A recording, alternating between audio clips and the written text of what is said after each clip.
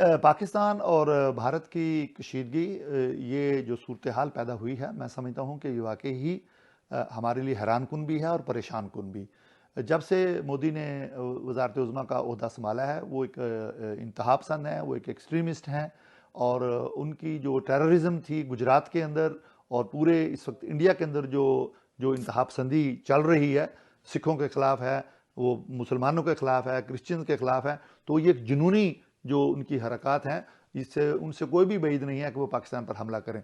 लेकिन उनको इससे लेसन ले लेना चाहिए था। जब अभिनंदन वाला वाक़या हुआ कि हमारी शाहीनों ने, पाकिस्तान की एयरफोर्स ने किस तरह उनको, उनके जहाज़ को गिराया और हमारी आर्मी ने उनके पायलट को कैसे गिरफ्तार किया। लेकिन हम एक बाइज़्ज़त कौम है, हमने बड़े बाइज़्ज़त तरीके से उनके पायलट को वापस भी दे दिया इंडिया को। तो मेरे ख्याल में ये उनसे उन्होंने लेसन नहीं लिया।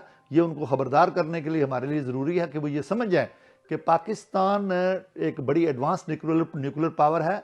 पाकिस्तान के पास एडवांस टेक्नोलॉजी है और एटॉमिक पावर है हमारे पास। पाकिस्तान अब 1971 वाला पाकिस्तान नहीं रहा। ये कभी भी ऐसे नहीं होने देंगे कि इंडिया आए और आकर पाकिस्तान को खामा जाने निगल ले।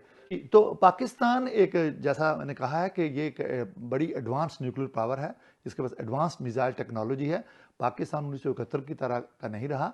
पाकिस्तान ने ना सिर्फ उसकी बड़ी जो है ना स्ट्रॉन्ग रिटेलिएशन देनी है, पाकिस्तान सिर्फ डिफेंसिव नहीं होगा, पाकिस्तान ऑफेंसिव भी होगा।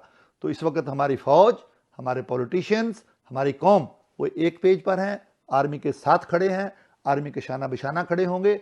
और ये इनको जान लेना चाहिए कि भारत के जितने लहदगी पसंदी तहरीकें चल रही हैं वो सारी पाकिस्तान के साथ होंगी। ऐसे नहीं है कि वो बैठकर पाकिस्तान को नुकसान पहुंचाने की कोशिश करें और पाकिस्तान की बातें सुनता रहेगा। मैं ये समझता हूं कि इस वक्त कुछ बैरूनी ताकतें भी भारत को शय दे रही हैं कि वो पाकिस्तान के ऊपर हमलावर हो। और जो इस वक्त ईरान के ऊपर दबाव डाला जा रहा है, या इस वक्त जो अफ़गानिस्तान और पाकिस्तान की सिचुएशन है, या इन जनरल जो मुस्लिम वर्ल्ड के साथ वेस्ट ने किया है, अमेरिकी लेड कोलिशंस ने, उससे जितना नुकसान हुआ है मुसलमानों का, वही समझते हैं कि ईरान और पाकिस्तान को भी निगल लेंगे। ये इतना आसान वाला नहीं होगा।